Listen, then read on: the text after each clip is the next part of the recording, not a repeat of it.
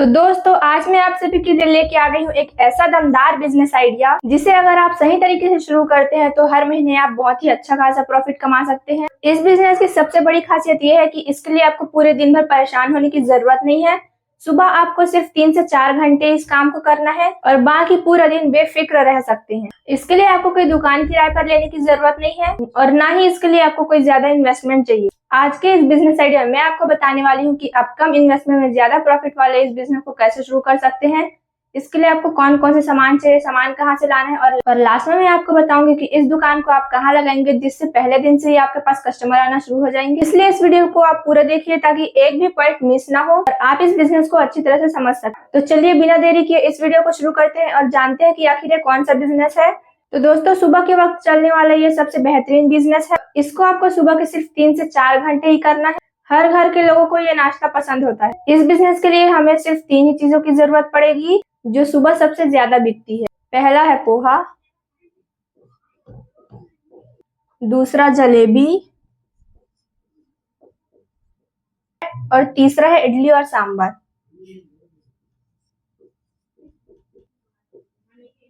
सुबह सुबह लोग जब जल्दी में होते हैं तो उन्हें एक ऐसी जगह चाहिए होती है जहाँ पे नाश्ता जल्दी और सस्ते में आसानी से मिल जाए। तो अपने उस दुकान में आपको सिर्फ पोहा, जलेबी और इडली सांभर रखना है।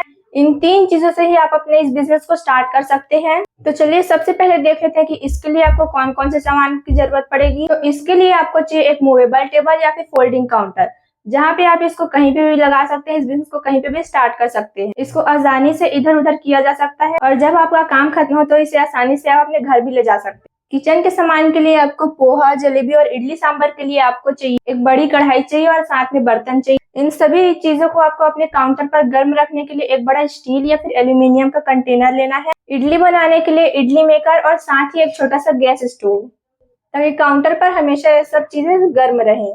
सर्व करने के लिए आपको दोना चाहिए, जो सिंगल यूज डिस्पोजेबल प्लेट्स होता है वो वाला आपको चाहिए और साथ ही आपको चम्मच लेना है। अगर आप स्टील का रखेंगे तो फर्स्ट उसमें खर्चा भी रहेगा और साथ ही उसमें धोने का भी झंझट रहेगा। इसलिए मैं कहती हूँ कि इसके लिए आपको 1 टाइम यूज वाला लेना है। जो नॉर्मल प्लास्टिक का चम्मच होता है वो ले सकते हैं, साथ ही दोना डिस्पोजेबल प्लेट। बहुत से लोग सोचते हैं कि इसके लिए तो रोज का खर्चा रहेगा, सामान हमको लेना है तो रोज झंझट रहेगा, महंगा सामान होगा। ऐसा नहीं है। मैं बताती हूँ कि आपको इसके लिए सामान बहुत ही सस्ते में कहाँ से लेना है। अगर आप इसे कहीं भी नॉर्मल दुकान पर लेंगे तो बहुत ही खर्चा बढ़ेगा उसमें और महंगा भी मिलेगा। हमें इस बिजनेस को लो इन्वेस्टमेंट में शुरू करना है। तो पोहा बनाने के लिए सूखा पोहा, जलेबी के लिए मैदा और साथ ही इडली के लिए कुछ चावल, दाल या फिर सूजी। इन सामान को आपको अपने एरिया में होलसेल मार्केट में परचेस करना है। आपको अपने एरिया में 2-3 जगह होलसेल मार्केट में पूछना है कि सामान ये कितने में मिल जाएगा। वैसे तो नॉर्मली ये सामान आपको बहुत ही सस्ते में मिल जाएगा, अगर फिर भी आप पूछ सकते हैं जहाँ आपको सबसे सस्ता सामान मिले वहां से आप परचेस कीजिए। होलसेल रेट में लेने से आपको मार्केट रेट से बहुत ही ज्यादा सस्ता मिलने वाला है। अब इसके लिए जो आपको प्लेट या फिर चम्मच लेना है उसको भी आप इसी होलसेल मार्केट से खरीदिए और इसका आपको पूरा डब्बा लेना है, जो पूरा बॉक्स रहता है पूरा सेट आपको लेना है, जहाँ से आपको ये सामान बहुत ही सस्ते में मिल जाएगा। एक प्लेट का लगभग खर्चा ना के बराबर रहेगा। इस काम को सही से शुरू करने के लिए आपको शुरुआती प्राइस कम से कम रखना होगा। इस काम को सही से सही तरीके से चलाने के लिए आपको शुरुआती प्राइस बहुत ही कम से कम रखना पड़ेगा ताकि आपके ग्राहक बने। शुरुआत में आपको अपना रेट बाकी बड़े दुकानों से थोड़ा कम रखना है। जैसे मार्केट में पोहा 25 से 30 रुपए मिलता है तो आपको थोड़ा कम 15 से 20 रुपए में आपको बेचना है। जब लोगों को यह पता चलेगा कि बाकी दुकानों से पूरे 10 रुपए का कम है तो वो आपके पास जरूर आएंगे और अगर आपको पोहा, जलेबी या फिर सांभर, इडली का स्वाद उनको अच्छा लगा तो वो दोबारा फिर से आपके पास आएंगे। आपको सुबह जल्दी उठकर सारी तैयारी पहले से ही कर लेनी है। आपको काउंटर पर खड़े होकर खाना नहीं बनाना है। आपको सारी चीजें घर पर ही गर्मा गर्म बनाकर रख लेना है और जब आप दुकान लगाए तो आपको सिर्फ सर्व करने में अपना ध्यान लगाना है। इससे आपका टाइम भी बच जाएगा और साथ ही आपके कस्टमर को जल्दी खाना भी मिल जाएगा। तो चलिए अब देख लेते हैं कि इस बिजनेस के लिए आपको टोटल खर्चा कितना आने वाला है। इन्वेस्टमेंट हर बिजनेस में ये सबसे इम्पोर्टेंट रहता है कि हमें कितना इन्वेस्टमेंट करना है, कितने में हम इस बिजनेस को स्टार्ट कर सकते हैं और साथ ही हमारा पर डे और पर मंथ का अर्निंग कितना होगा, प्रॉफिट कितना जनरेट होने वाला है। आपका जो मूवेबल काउंटर, स्टील के बर्तन, कंटेनर और साथ ही जो गैस स्टोव होगा उसका खर्चा आपका रहेगा। आपका जो काउंटर, स्टील के बर्तन और साथ ही स्टोव, ये आपका है 1 टाइम इन्वेस्टमेंट। इसमें आपको बार बार पैसा खर्च करने की जरूरत नहीं है। काउंटर आप एक बार ले लेंगे तो सालों तक चलेगा, साथ ही स्टील के बर्तन भी बहुत दिनों तक खराब नहीं होते हैं, वो भी अच्छे से टिक जाते हैं। और स्टोव भी आपका आराम से बहुत दिनों चल जाएगा। इसमें आपको खर्चा लगेगा सिर्फ एक बार, और बाद में भी अगर खर्चा लगेगा जब ये खराब हो जाए फिर स्टोव खत्म हो जाए तब इसका खर्चा लगेगा, रोज रोज इसका खर्चा नहीं लगेगा। और इसमें लगभग आपका 2000 से 2500 के करीब आपका इसमें खर्चा आएगा। तो इसको अभी हम अलग रखते हैं क्योंकि वन टाइम इन्वेस्टमेंट है, तो इसके लिए हम इसको अलग रख देते हैं। तो अब बात करते हैं रोज के सामान बनाने की लागत और मुनाफा कितना होगा। मान लीजिए आपने होलसेल मार्केट में अपना सामान बल्क से उठाया है, तो एक प्लेट पोहा जलेबी या फिर इडली सांभर तैयार करने का खर्चा है जैसे चूड़ा, तेल, मसाला और सूजी, दाल, और साथ में प्लेट और चम्मच का खर्चा देखें तो ये सब चीज मिलाकर आपके एक प्लेट में खर्चा आएगा 8 से 10 रुपए का। आपका सिर्फ एक प्लेट में खर्चा आएगा, जो कि बहुत ही कम है। एक प्लेट में आपको सिर्फ 8 से 10 रुपए का खर्चा आने वाला है। और जब आप इस एक प्लेट को मार्केट में बेचेंगे तो आपको सीधा डबल का प्रॉफिट होगा। अगर आप 10 रुपए में एक प्लेट का आपका खर्चा आ रहा है, तो अगर आप इसको 10 रुपए का प्रॉफिट लेकर 20 रुपए में सेल करेंगे तो भी ये बहुत ही बिक जाएगा, क्योंकि बाकी बड़ी दुकानों में इसका प्राइस ज्यादा है, जबकि आपके पास सिर्फ ये एक प्लेट 20 रुपए में मिल जाएगा।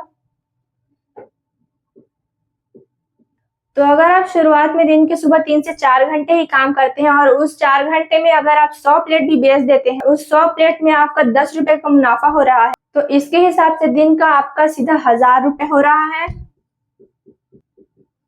मैंने यहाँ साफ लिखा है कि दिन का 1000 रुपए आप इस बिजनेस से कमा रहे हैं, और वो भी सुबह 3 से 4 घंटे इस काम को करना है। सिर्फ 4 घंटे में आपका 1000 रुपए का प्रॉफिट हो रहा है, और बाकी दिन आप दूसरा काम भी कर सकते हैं, चाहे घर में रह सकते हैं। तो सिर्फ दिन का 1000 रुपए हो रहा है, तो महीने का देखें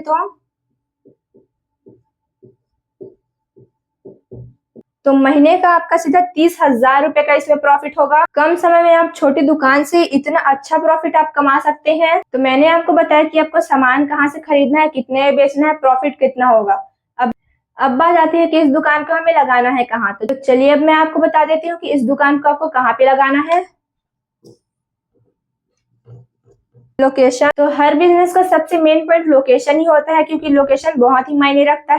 कोई भी बिजनेस हो, अगर उसको कहीं सुनसान रास्ते पर या फिर जहाँ लोगों का ज्यादा आना जाना नहीं होता, वहां पे अगर कोई भी बिजनेस को अगर आप स्टार्ट करेंगे तो वहां तो कोई बिजनेस चलेगा ही नहीं, क्योंकि लोकेशन बहुत ही इंपॉर्टेंट रोल प्ले करता है बिजनेस में। लोकेशन से ही आपके कस्टमर आते हैं और कस्टमर से आपका प्रॉफिट होता है। हर बिजनेस में लोकेशन बहुत ही इंपॉर्टेंट होता है। तो इसमें भी मैं आपको लोकेशन बता रही हूँ कि कहाँ पे आप इस दुकान को लगाएंगे तो बहुत ही अच्छा खासा आपको प्रॉफिट होगा। अगर आपने सही जगह चुन ली तो आपका काम चलेगा ही चलेगा। पहले ही दिन से कस्टमर आने लगेंगे और अच्छा खासा प्रॉफिट होगा। इसके लिए मैं आपको 2 लोकेशन बताने वाली हूँ। पहला है कोचिंग सेंटर।